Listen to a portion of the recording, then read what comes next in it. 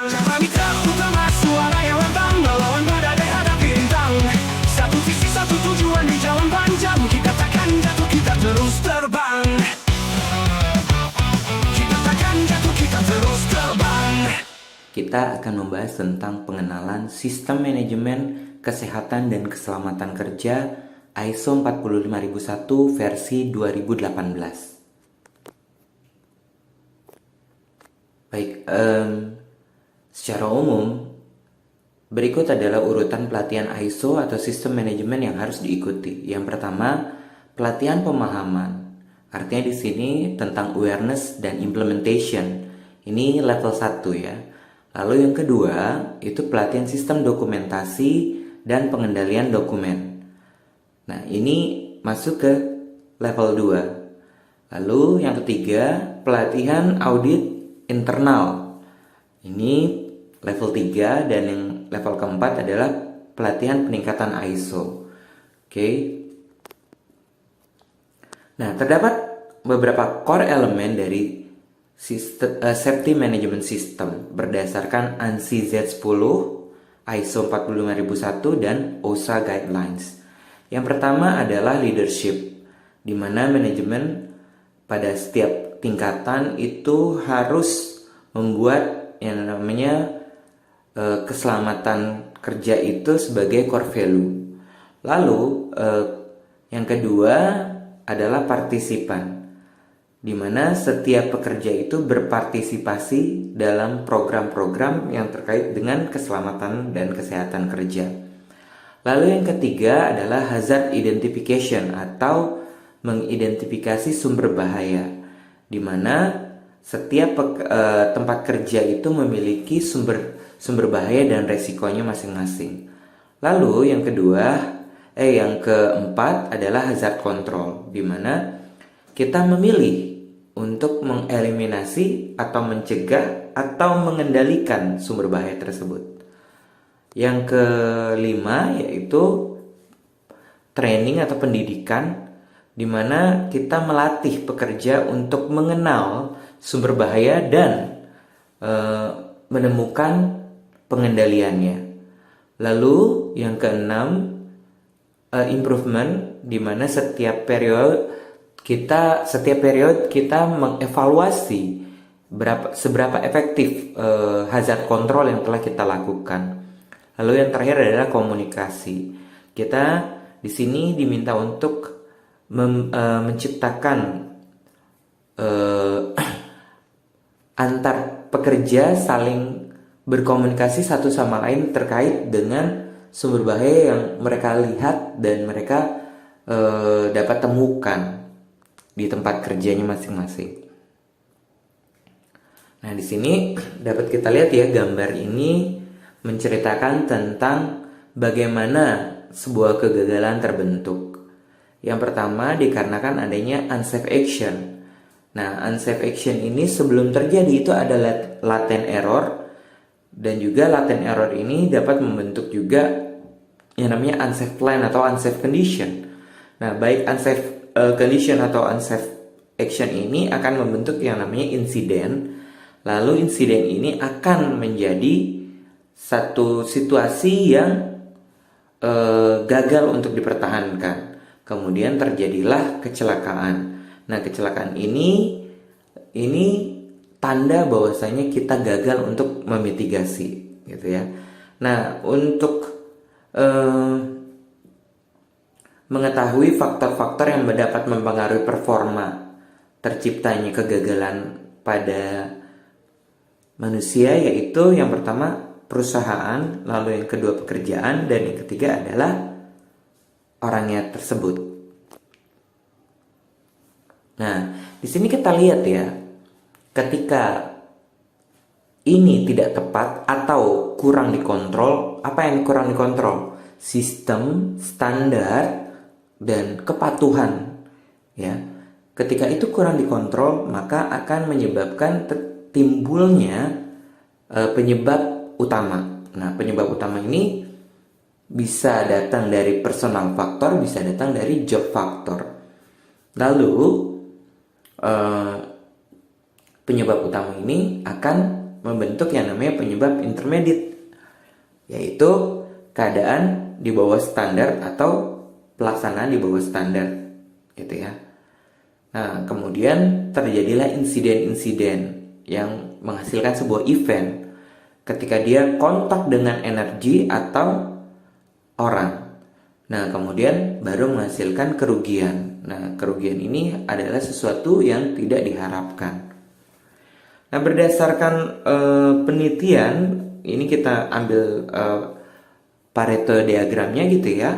Nah, kecelakaan itu terjadi karena 80% itu karena penyebabnya adalah kesalahan manusia dan 20% karena kegagalan peralatan. Nah, kita ambil lagi dari 80% dibuat lagi Paretonya.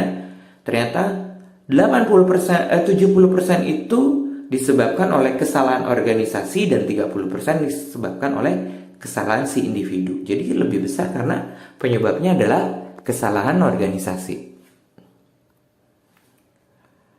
Nah, ini kita lihat ya multiple cause teorinya. Di sini tipe-tipe insiden yang terjadi ada fall, slip, slide, collision, burn, gitu ya. Nah,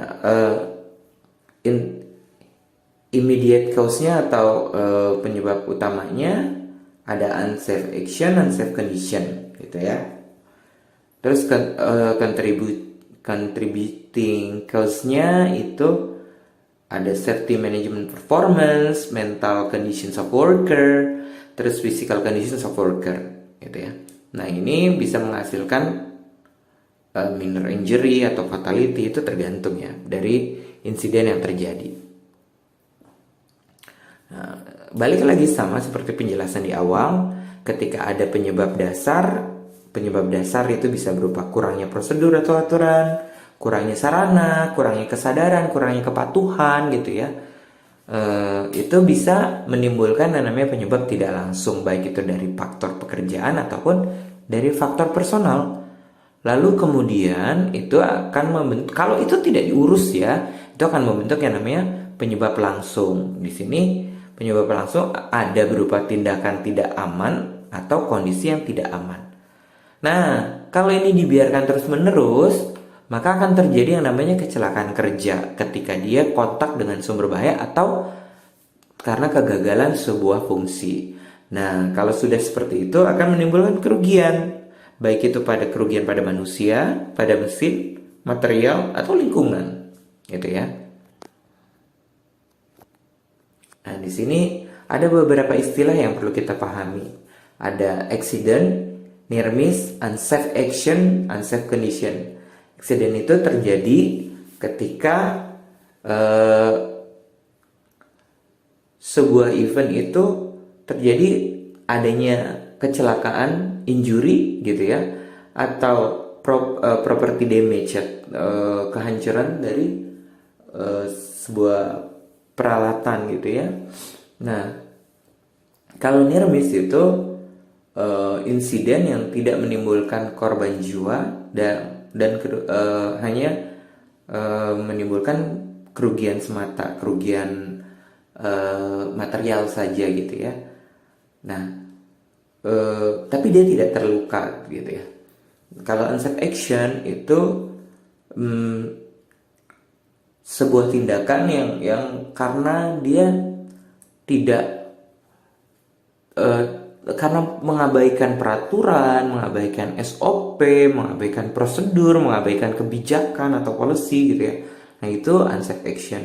Kalau unsafe condition itu sebuah kondisi yang bisa menyebabkan terjadinya kecelakaan seperti lantai basah, terus maintenance yang kurang gitu ya. Nah, itu contoh dari unsafe condition.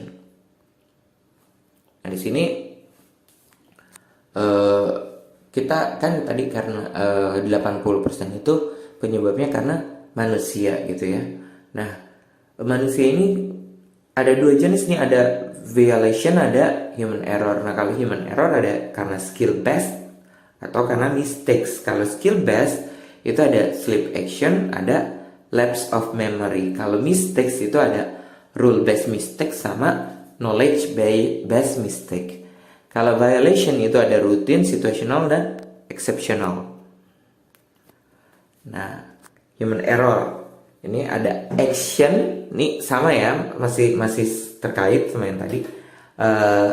Action error, ada thinking error. Kalau action error itu sesuatu yang tidak direncanakan sebelumnya. Nah, contohnya ya sleep tadi. Sleep ini action based. Kalau lapse itu memory based. Nah, tapi kalau thinking error itu biasanya karena dia sudah direncanakan, gitu ya, perbuatan tersebut. Nah, kalau rule base-nya ini itu biasanya by mistakes, tapi kalau knowledge base itu mistake juga, gitu ya. Ini contohnya nih. Unsafe action itu ada unintended action sama intended action. Nah, kalau unintended itu atau perbuatan yang tidak diinginkan, gitu ya maksudnya. Unintended itu ada slip, lapse, mistakes. Kalau intended itu sesuatu yang memang dia sudah niatin, gitu loh. Nah, itu ada violation, ada mistakes. Contohnya ya, kalau violation itu ada routine violation, ada exceptional violation. Ya, bisa juga berupa sabotase, gitu ya. Nah, kalau mistakes itu ada rule based mistakes. Contohnya salah pengaplikasian dalam penerapan peraturan, gitu. Nah, kalau knowledge based mistakes itu banyak terlalu banyak variabel formnya.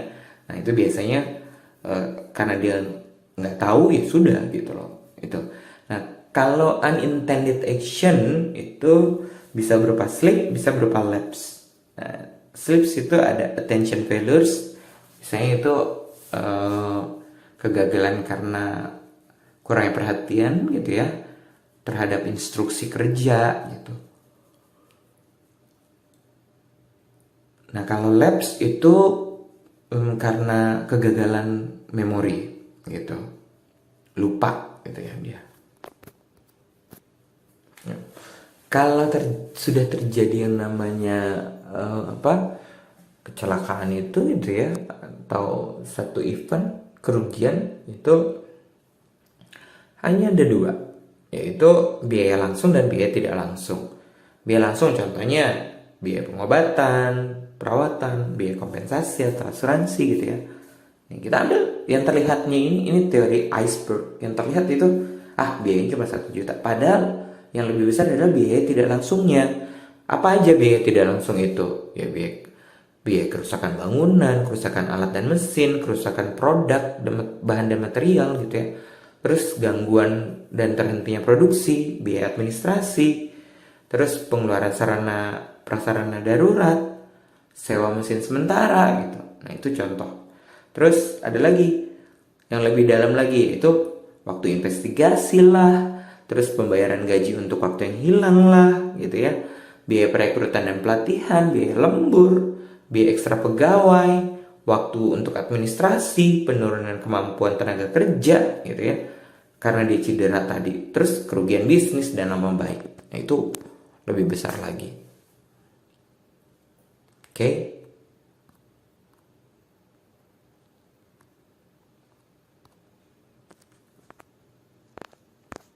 Nah, sini evolusi dari safety. Tahun 1950 itu first age of safety.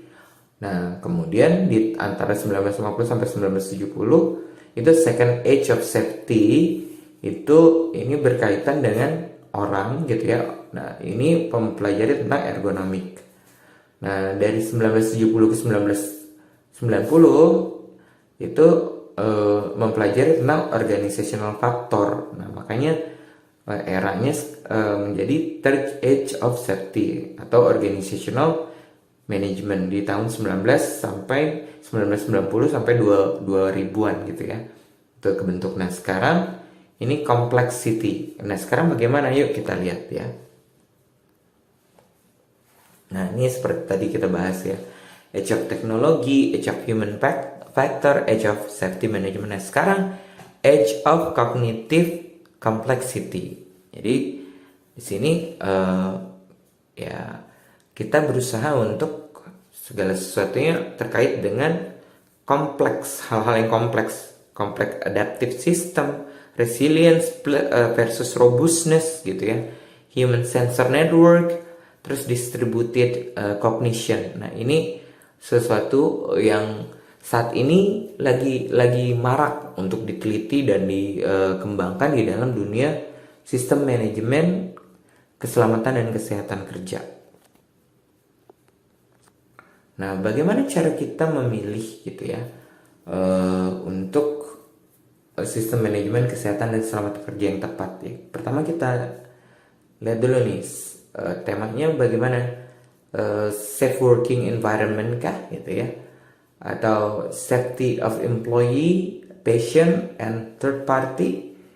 Alasannya kenapa dulu gitu kita mau buat itu, atau karena good physical and mental health, atau adapting a proactive attitude, yang mana nih gitu yang mau kita tekenin gitu ya.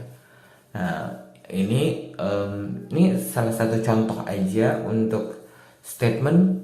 Kita bisa tahu dari statement itu ternyata itu yang ditekankan gitu. Nah, safety itu ada dua jenis pendekatan, baik itu sistematik maupun reaktif. Dulu itu reaktif, kalau sekarang udah sistematik.